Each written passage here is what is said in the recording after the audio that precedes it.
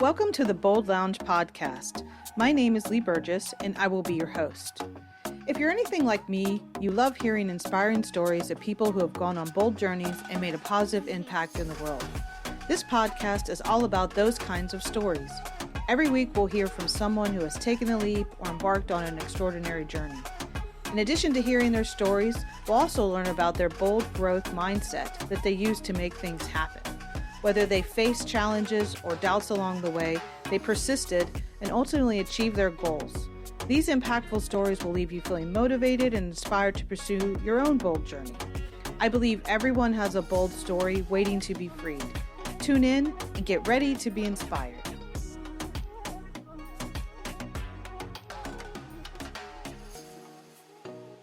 Welcome to the Bold Lounge. Today I have Traci Channer. Traci's journey began with a dream she carried since childhood to one day start her own company. Though she did not always know what shape that dream would take, everything changed in 2021 when she made the bold decision to leave corporate America to spend more time with her young daughter. The decision would become a spark behind the Decided collections. As her daughter grew, so did her sense of style, and the two found it increasingly difficult to find pajamas that felt age-appropriate for Traci and stylish enough for her daughter. Everything felt either too young or too grown up. Traci quickly realized there was a gap in the market, and she knew she was the one to fill it.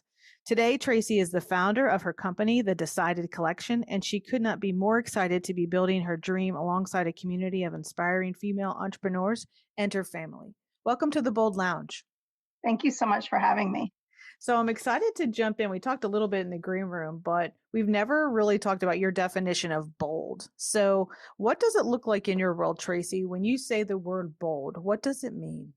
I love this question, and I have thought about it a little bit, to be honest with you. And I've been asked a few different questions recently for different things that I'm working on. And one thing that I got asked was kind of what's the best advice that I had ever received? And it was early on in my career. It's very green. And I was interviewing for a position in a different department and worked for an incredible woman. And her advice to me was just be yourself. Just be yourself and you'll never go wrong. And to me, that's being bold. So if you can just be yourself, no matter what situation you're in, no matter where you're at, I believe that that is being bold because it's very hard to not want to shape shift.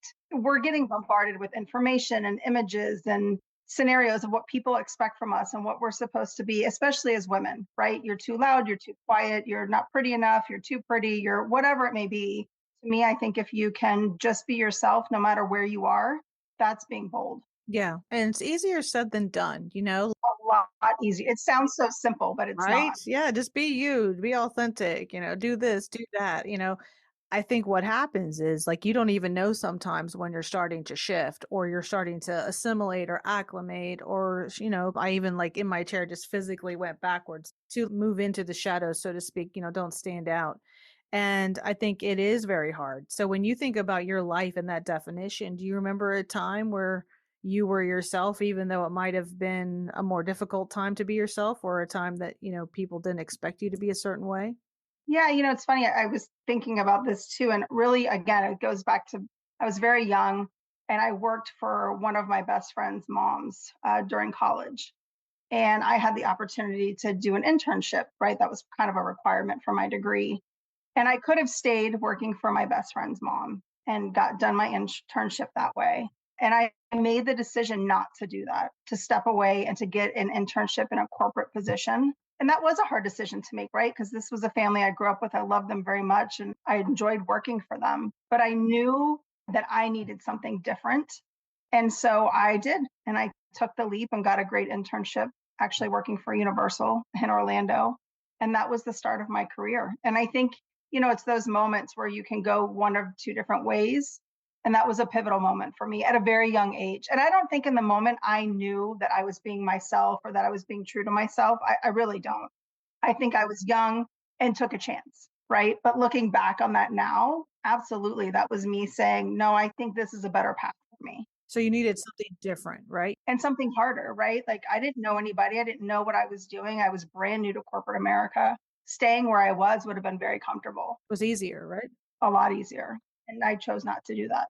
Yeah, you chose the harder path, but you felt like that's where you're going to learn more or have more exposure or, who knows what you will learn. I think that's part of it when you're making a bold move. You don't say, "Hey, I'm making a bold move today. Watch this." Not No, I usually. think it's only in reflection that you realize, like, wow. I mean, and to your point, there's many of those moments in my life, right? I think there's always the fork in the road, and you can, depending on what you choose, that's your bold move, right? Either way. And early on in my career, that was mine. Yeah. What do you think that led to for you in the sense of, you did something different, you stepped outside of what was expected of you, and maybe even some people didn't get it or, they misunderstood why you did it. What do you think doing that the first time led to for you? I think confidence that I could do something that I didn't know how to do, right? That it was brand new to me. I think also just the relationships that I built because of new people I was meeting, new positions I was in, different people that I was being exposed to, different experiences that I got to have because I was in a corporate space and, large events and just all the different things that you get to be a part of. That's very different, right? And so, challenges that you face, layoffs, whatever it may be, like experiencing all of those things, I think really teaches you working for great leaders, working for not so great leaders, seeing behind the curtain, all of those things I think really has taught me so much over my career span. And then showed me who I want to be as a leader. What are the values that I want the company to have? Ideally, when we're a huge company and there's, I have a huge staff and all, like, how do I want to lead that? What kind of examples do I want to set based on things that I got to see early on in my career and honestly throughout my career? Yeah. Did you think you'd always be where you are now as an entrepreneur, or what was your first step towards it? Oh my gosh, no, I've always had a dream to have my own company. I never knew what it would be, honestly. And, I've had many ideas throughout the years. Oh, we could do this, I could do that, but nothing that really stuck, nothing that really compelled me to move forward. I mean, I can remember watching like the Today Show and watching like the She Made It segments or, female entrepreneurs who were like, I was in corporate America and I was a mom and now I started this business and I would get emotional, honestly, watching it, thinking, God, that could be me one day. But again, not knowing what does that path even look like. And then it was my daughter. She's the whole reason, that I'm doing this. It wasn't until she was turning like 8, 9, and I saw a huge shift in her. And that's, we really struggled. Her aesthetic changed. I don't want rainbows and unicorns and butterflies and all of these things. And it felt like overnight it wasn't, but it did feel that way. I can't pick out clothes for you anymore. You want to completely change your room. Like, what is happening? Yeah, she was being herself, right? She was really your definition of bold, 100% coming into her own a little bit, right? And the one thing that we really struggled with was finding her just like comfortable loungewear pajamas that she could wear and that she loved. And I scoured high and low, and she didn't like the designs, the fabric, whatever it may be, the graphics, the colors. And so I started asking all of my friends and saying, where are you guys buying the girls' pajamas? Oh, she wears an old t-shirt or just, some old shorts and my husband's t-shirt or whatever it may be. And I thought, this is crazy. Like our girls are so young. How can we not find some great, everybody needs a great pair of Yeah, pajamas, right? but she wanted a more her look, which might have been more sporty versus more unicorns. A little more, right, a little more elevated, Yeah, right, a little more mature, but still very much age appropriate. yeah, still young, right? Right, she wasn't wearing, to your point, sparkly rainbows anymore, right? We were moving beyond that. Yeah. And so it was one of those things that like it just kept gnawing at me and I kept talking to my husband about it and I was doing like looking things up online and trying to find like what she would be looking for and I'm like there's a gap, like there's something missing, like either these girls are either really really young or suddenly they're teenagers. There's a whole period of time in here that we're missing them. And I just could not let it go. And I said to my husband, I was like, if I don't try this, I'll regret it for the rest of my life. And he was like, go. Let's go for it. And so we did. Yeah. So I think in a way, it sounded like you actually, like you said, you started to research it. You started to talk about it more. You started to maybe ask some questions, even though you didn't know yet what you were going to do. It did feel like something was clicking into place for like curiosity, right? And just trying to understand it. Absolutely. Yeah. And it was one of those things like I would dream about it. I could not let it go at all. And Yeah. I kept asking my daughter questions and like, what if you had something like this? And we were starting to brainstorm ideas. And then she started to get excited, which was fun. And then I have no fashion background. That's not my background. My background is corporate America and, How marketing does advertising. one get started? So like it's not going away. It's something you want to solve. Were you in corporate at that time? I had left, Okay. and my intention was not to do anything. I was going to take a year and just be with my daughter. At the time, we were pursuing our adoption of our second child, which is my little guy, who's almost 3 now. Your other bold moves you've made. Yeah, so we were in the process of that, and so we thought, okay, I'm just going to take a break. My husband was working full time, working on his master's degree. I'm going to take care of our daughter. We'll focus on getting working on this adoption and take it from there. And then this idea came up probably, I don't know, maybe 5 or 6 months after I left.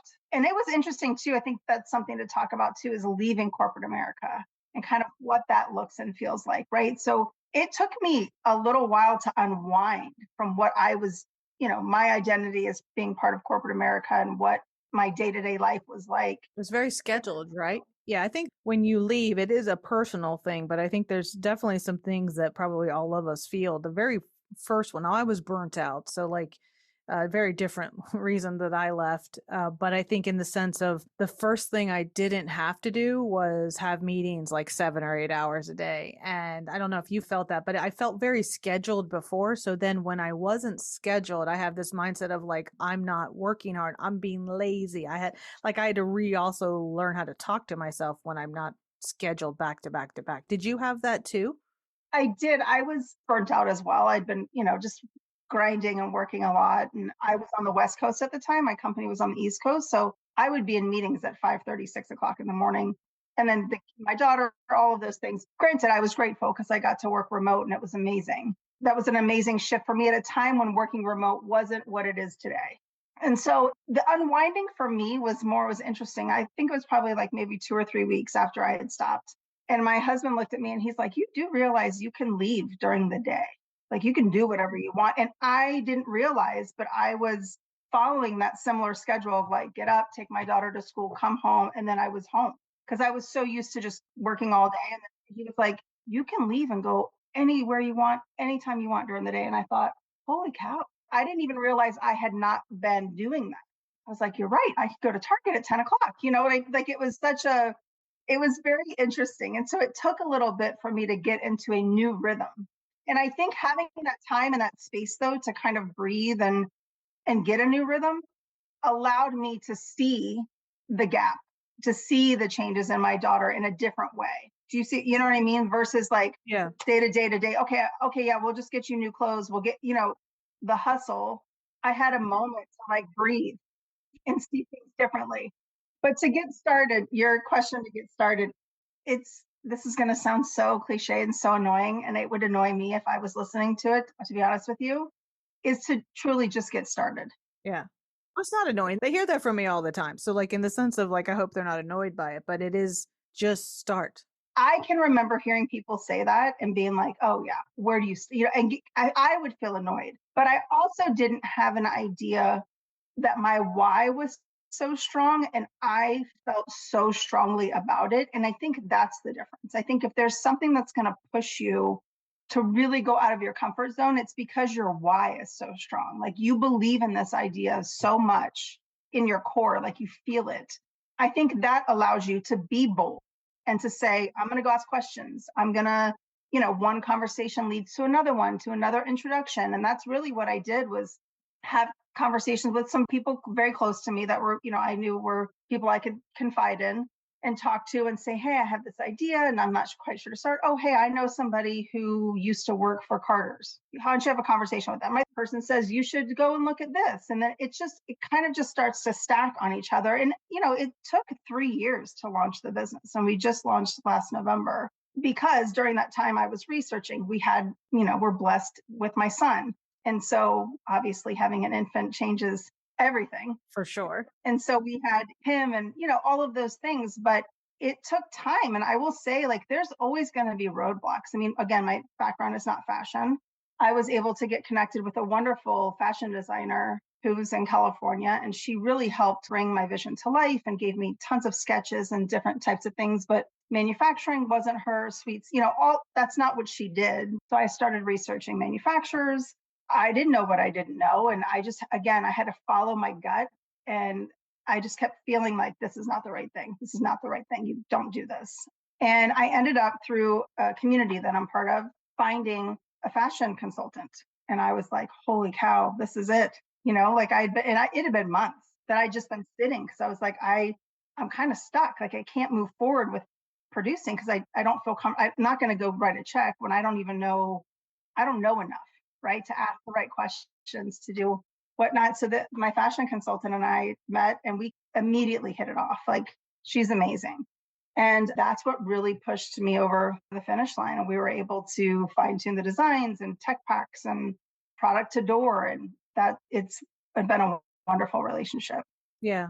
I think one of the things I'm hearing that I want to underscore for folks is that you don't have to know it all, right? No, There are people who you have an idea or you know what you want to do, but you can start to talk to people and not only learn, but then there's also people who you don't have to learn the fashion industry, up and down. You don't have to have a master's in fashion. or if you don't know how to build a website, there's plenty of people out there who can support you in doing that. And again, it's money. So there's always that, being frugal and, obviously as entrepreneurs, right? Money is cash is king. Think about your investments. Yeah, but you have to also know what you're good at because you could learn something, but that might take you an extra 6 months. Yeah. But if you want, what you're good at, what your sweet spots are, and what they're not, and see if you can bring those other people in to support those areas that maybe you're not as strong at. Yeah, I think that's one thing I think for anyone listening that maybe has an idea of like thinking what you have and whether it's the idea or maybe it's a talent or a skill and how you can do that better than or faster than or whatever it may be than everyone else. You're different. It's differentiated, right? So that's the secret sauce of what you want to do or maybe what you want to explore. You can really then collaborate and work with others to help fill in the gaps that you have. And I do think that is something that holds entrepreneurs back is they think they have to have all the answers and do it all by themselves. No way. Yeah. And I don't, that's just for me anyway. That's not reasonable. Like I No, don't, not for me either. nobody, there's I don't not think one it for anyone, entrepreneur honestly. Yeah. on the planet that I'm aware of that knew it all when they start. Everybody starts from a place of not knowing, right? You're not an expert in whatever it is new that you're trying to do. Yeah. And so I think being okay with not knowing is one thing, being vulnerable, being able to say to somebody, I don't know what that means. And following your gut. Like this is your dream. This is your idea, whatever it may be. This is what you're doing. Yeah. Just because somebody who is an expert, and I say that in quotes, is telling you something, if that doesn't feel right to you, don't do it. Take time to think through it. Everybody has opinions. Everybody has things the way they think, things should be done. You get to do it your own way. That's the exciting part of being an entrepreneur is that it's yours. Yeah, you bring up a really good point because as you were talking, like I was sitting here and it resonated with me. Like two of the, I will say, I'll just say bad decisions that I've made have been connected to me not believing in myself, meaning I thought, someone else knew more than me and they were going to help me so much. And I paid a premium for it, right? And it was investment in my business and I did it twice, separated out, not back to back, thank goodness, but close. But I think you get to this space sometimes where you're like, wow, I need help. And they're an expert. And I just appreciated what you said of they're an expert in quotes, because sometimes on paper or even all our due diligence can't really show that someone knows maybe exactly what we know or doesn't really know more than we know. So I think it's just important for you to realize sometimes you think someone can help because they know more than you and you end up realizing that you do know a lot, right? You actually can do it, or maybe you didn't need as much help. But I think regardless, just realizing that the next step can be just talking to someone or learning more about something, but you don't have to have the PhD in it to actually move it forward, right? Yeah, that's such a true statement. And I think too, being okay with making mistakes, right? Because we're not always going to get it right. You're not. Right. It's impossible. You don't like it. And by being okay, it doesn't mean that we like it. So I want to be clear on that. No, no, no, no. You are going to make mistakes. Yeah. No one likes to waste their money or investment or time. No, but in the sense of you don't let that knock you down or stop you. Take a day or two if you need it, have the pity party, do what you need to do to kind of get it out. And then you got to move on. Yeah, there is not a lot of time to wallow in it, which I appreciate because I don't want to be there too long. No, exactly. As my mom would say, chin up. My mom always said, chin up, kid. So chin up, that's what you have to do and keep going. Yep. My mom says, buckle up, buttercup. So like, it's like, go, like, just go, Yeah, keep moving. that's right. Yeah. So when you think about the Decided collection, where did the name come from? I'm just curious. So this is a great story. So one of my best friends and I, we were probably my daughter's age now. So maybe like 10, well, she's 11. So maybe we were around 10. We were at her grandmother's house in Ohio and we were like playing with fabrics and doing different things. And we had, as kids do, great imaginations. And we were like, we're going to have a clothing store one day and we're going to create our own brand and we're going to call it Decided. And we drew a logo and we did all these things. And, that was an idea way back when. Nothing ever came of it. We didn't do anything with it. I don't even know if we even talked about it after that, right? It was just kind of like it was a play. We were playing, we were having fun. And so when this idea came up, I had always remembered that moment. So it's funny how certain things stick in your head. And so when the idea came up for this, I was like, well, Decided has to be part of this. Like, how could I not, And so that's where the Decided collection came from. And we're still best friends today. We've been friends for 40 years. I love that. Yeah. So we've been friends for a long, long time. But yeah, so that's where it came from. Yeah, so the idea was born when you were 9 and then came to fruition much, much later too. So I think another bold learning there from your experience is also the dream doesn't die just because you left, 9 and 10 years old. Like it's still planted somewhere. And if it's meant to grow, you water it and here you are, right? Yeah. In that sense. And I don't mean like overnight, here you are, but I mean like it is an idea that was somewhere there and here it is now. True. I think it's funny how the universe works. I think it's just one of those. And the irony is, so we were in Ohio. My fashion consultant is in Ohio, and our first photo shoot was in Ohio. Again, you just look at those kind of things in life and you think, wow, what a full circle moment for me. Yeah. Let's talk about the adoptions for a second. Because I do think, when we first met, I talked about, my family's experience with adoption. My youngest sister is adopted. So when you were thinking about adoption, why did you start and how would you describe your adoption journey? Because I think that's one thing I learned even as just being a child. Pretty much I was in middle and high school when my parents were adopting. It's a journey. Like it's a whole bunch of ups and downs. At least ours felt like it. For you, why? And then how do you get through some of the ups and downs of it all? That's a great question. So I had always said that I wanted to have one biological and adopt one child. That was kind of always, my mom was a foster child. And so it's a very special place for me when I think about foster children, adoption, Yeah. all of those things. And so when my husband and I decided, we were working on our careers and doing all of those things. So when we decided we got married and when we decided to start having kids, you just assume things are going to go smooth. And they didn't for us. I mean, we were on an 8-year journey and, tried infertility treatments and did all of those things. And finally kind of just sat down and I ended up getting pregnant, had a really rough miscarriage. And we finally just sat down and said, so what's the goal here, right? Is the goal to get pregnant or is the goal to have a family? Because we can keep pursuing all of these things, but there's no guarantee, right, that I'm going to get pregnant. And even if I do, that I'll be able to carry. We don't know. Right. And so we decided it was having a family. And so that's when we kind of started pursuing adoption. I will tell you, in the beginning, it was a little like the wild, wild west. Like we didn't know what we were doing. I was doing my own research. We got connected with an agency that didn't work out at all. Finally, ironically, a very good friend of ours, their neighbor was an adoption. I don't want to say consultant. She had she has her own business of doing home studies and things like that. Wealth of information, like amazing, amazing woman. And so we got connected with her. And that's really what got the ball moving for us getting our home study and doing all these different things that we had to do. You're excited, you're nervous. There's so many things like it's like passing the test. Yeah. Like when you say home study, like I want everyone who hasn't been through this process to realize FBI background check. you are literally investigated as you should be in the sense to make sure you're going to be safe and you're going to take care of your children and that you take care of yourself.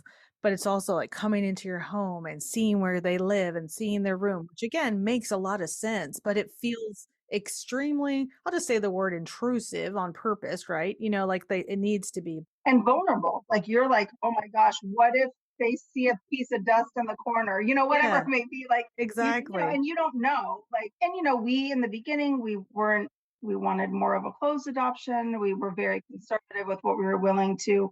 I mean, they ask you everything. I mean, if you want a certain gender, what kind of drug exposure are you willing to accept? I mean, there's all kinds of questions that go into it. And in the beginning, we were so nervous. We didn't know. And so long story short, we ended up getting matched. We were very, very excited. I was starting to build a relationship with the birth mom. and taking her to doctor's appointments and doing things like that. And he was born, and we were in the hospital with him. And we were not there when he was born, but we came to the hospital shortly thereafter. And then the day that we were supposed to bring him home, she changed her mind. So that was, the miscarriage was hard, right? That was hard. This was on a whole different level. We had gotten his room decorated, the car seat. So that was really hard. And we, kind of shut down for a couple weeks, and just my husband like closed the bedroom, that nursery room door. And he was like, don't go in there. Don't go near that room. Like, just stay away from it. And the one thing that we concluded was, okay, well, now we know more than ever that we really want to be, like, this is what we want to do. This was really hard, but we're going to keep going. We both decided that this wasn't going to stop us.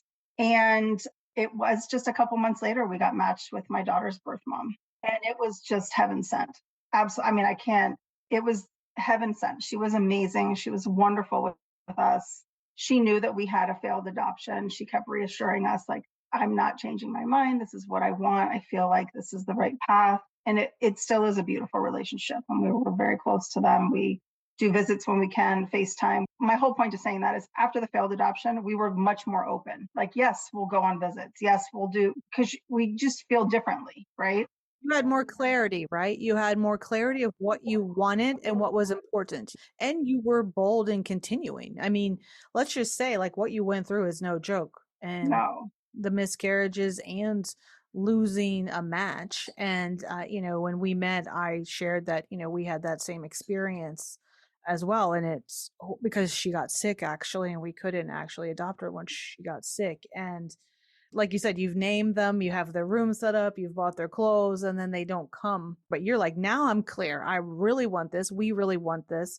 We're going to do it maybe differently because that's not as important as this, right? So I think you can also like extrapolate that into your own life of like, things get hard, things don't work out maybe like you wanted them to, but you kept going and it got clearer what you wanted. So I think as an entrepreneur, you might have had those experiences too of like, it's now clear what I want. And maybe this I thought was important, but it's not.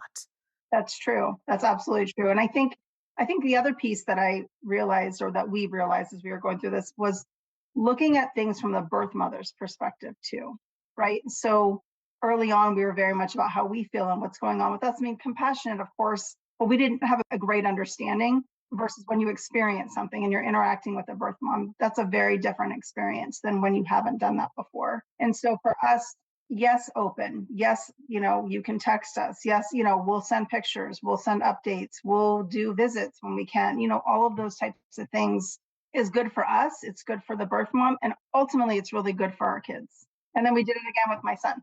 Yeah.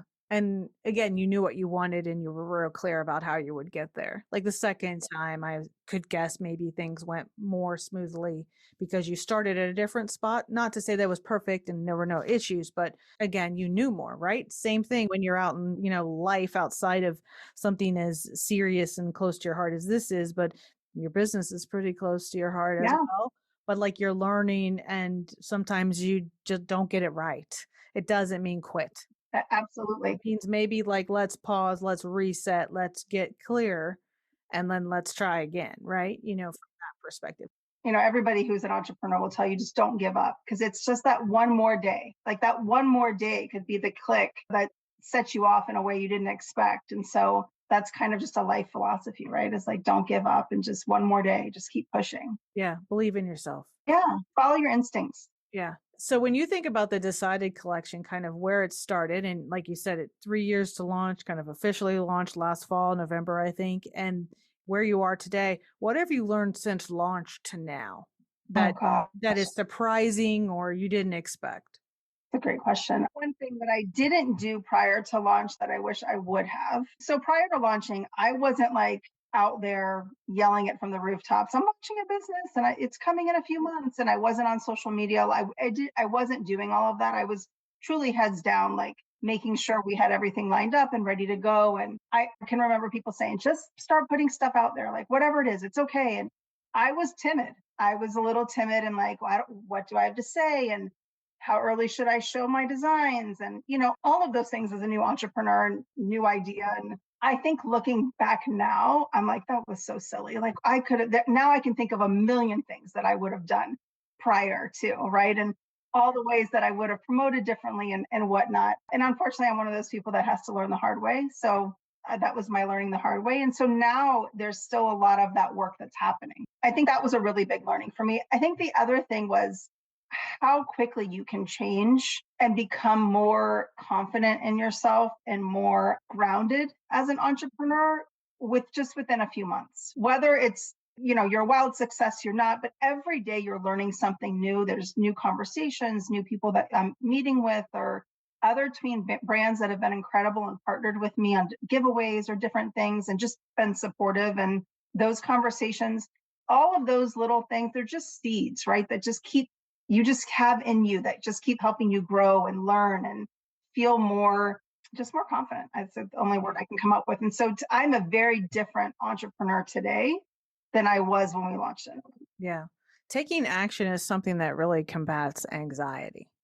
And I don't mean clinical anxiety, but what I'm talking about is anxiety about your business, anxiety about will it work, anxiety about can it be successful, anxiety about will I make enough? Who am I to think I can do this? Like, Yeah. that's the other thing. I mean, I can remember having a moment when it was time to sign write the check. I use that word in quotes, of course, but send the payment Yeah. for our first collection. And I had a full on panic attack. Like it was It's real. all the Oh, it's doubt. real. What Yeah. are you thinking? Who are you? You have no idea what you're doing. You've never done this before. You're taking money away from your family, like all the things, right? Just crazy thoughts for probably like a good 48 hours. And I mean, thank God for my husband. He's very, very supportive. And I even remember I was having a conversation with somebody else and they were like, this is the difference between entrepreneurs who start something and ones that don't. Like, you've got to push through this. Just keep going. Like, don't stop now. Yeah, you're gonna have a gulp moment at some point, or maybe many off and on I throughout. think there's definitely more than one. I think I've had more than one. Yeah, yeah. It feels like a very large one at the beginning Oh when my you're like, I'm gosh. really doing it. I'm really putting myself out there. So like again, I do think, when you think about kind of the breakdown of the mental fortitude that you have to have during this is just not only belief in yourself, but also the sense of like, if it doesn't work, I will figure it out. We will get there, but I won't know unless I start. Yeah. And I think the biggest thing too is like, you're going to live with regret. If you don't do it, then do it. Because living with regret, I think, is probably far worse, right, than making a mistake. Yeah. And I also think like for those of you that are listening that have had something flutter into your, whether it's your mind or into your heart or just an idea that keeps coming back, I would just ask you to begin to explore it. And I don't mean quit your job, don't do what I did. I hope people learn from that, which is why I've put my story out there so much, is like you don't have to get to that point or Right. be burnt out like you can do it before, but just start to think about it. Like, what would it take? Like, if it's maybe creating something or going back to school or maybe calling that person that you want to talk to that you haven't talked to in a long time, like, or starting your own business or maybe doing something on the side. Like, what Yep. would it take? And you don't have to be all in the beginning. Like, I think that's the other thing is you can say on the weekend, you can spend in 30 minutes just online doing, I mean, we live in a world where like literally you have a wealth of information at your fingertips. Just start searching, start looking things up. I did all kinds of different things, just taking information in and also honestly building my confidence. Like, listening to other entrepreneurs' stories was like, if they could do that, why can't I? You know what I mean? Yeah, you'll hear a lot of similarity of like, oh, they felt that same way. I can't believe it. They're so successful or X, Y, or Z. And you're like, oh, you didn't just have the thought, you actually took action on it. And I think that's the difference between someone who just has, oh, wouldn't that be great when I win the lottery, once I retire? These are things that maybe they're working on eventually. It isn't something they're taking action on right now.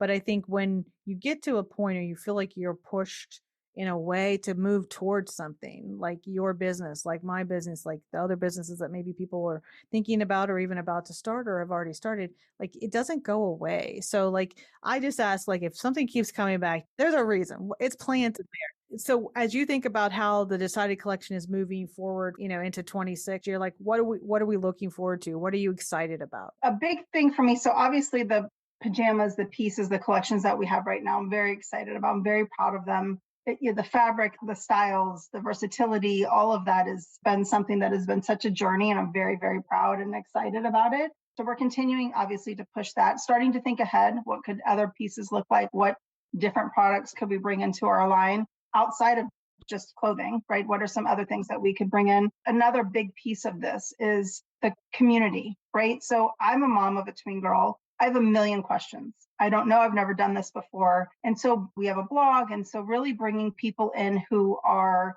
other tween brands who are doing great things, people who can give us support when it comes to tween girls. You know, what should you have prepared when your daughter has her first period? How do you talk about puberty? All of these things that are questions that, I mean, with my friends, we talk about it, but sometimes people just don't talk about that kind of stuff, and the importance of you educating yourself and also having those conversations with your daughters. So I think I'm really excited about growing the community, growing the information that we provide. I would love to have an in-person event at some point for mothers and daughters, and growing the line. Yeah, maybe you make it a fashion show or Yeah. something like that. Like it's a fashion show with education. Yeah, I just think there's so much opportunity in this tween space. And again, I have a little guy, so everybody keeps saying, "When are you going to do boys' pajamas?" And I'm like, "Let me get the girls up and running, and then, who knows? He's little right now, so he doesn't care." He's But good. Yeah. at He's some got his point he will. onesies. He doesn't, yeah, Yeah, he doesn't need exactly. anything At some else. point he will. And I have had moms say to me, "When are you going to make these for moms?" So who Yeah. knows? That could happen too. But I think, as we continue to grow, I'm just excited to see kind of where we can take this from a community perspective, because I do think the tween space is really a precious time, and it's a very important time. And I think if we can reach our kids before they go to high school and build their confidence and make them feel good. And, I always say to my daughter, "You're 11, be 11." And I tell her the same advice I got given. Just be yourself, be yourself. Not everybody's going to like you. You're not going to be everybody's cup of tea. And that's okay. You have to be okay with that. Not everybody has to like you. And just starting to build that confidence, because at this time they're very vulnerable. They really start to get insecure, and you can see them shape shifting. And you're like, no, Yeah. To be you. Don't change it because of that. Yeah. don't lose that magic. Like that magic is what's going to take you far. Yeah.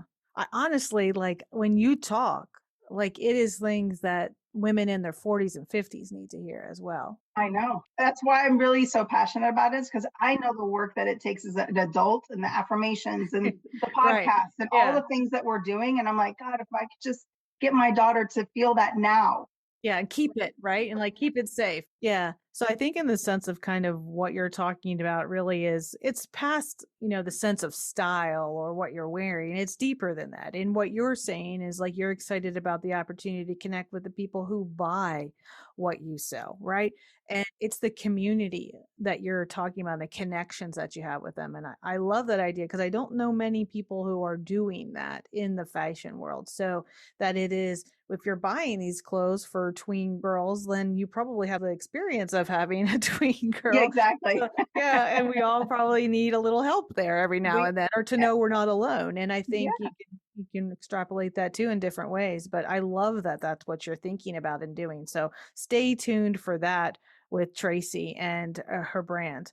So as we kind of close out, I'm just wondering, kind of for anyone who is just kind of on that ledge of like, I want to maybe take the step toward my dream in the sense of doing something different, and I'm in a role, and it could be in corporate, it could be something different, but they just want to change.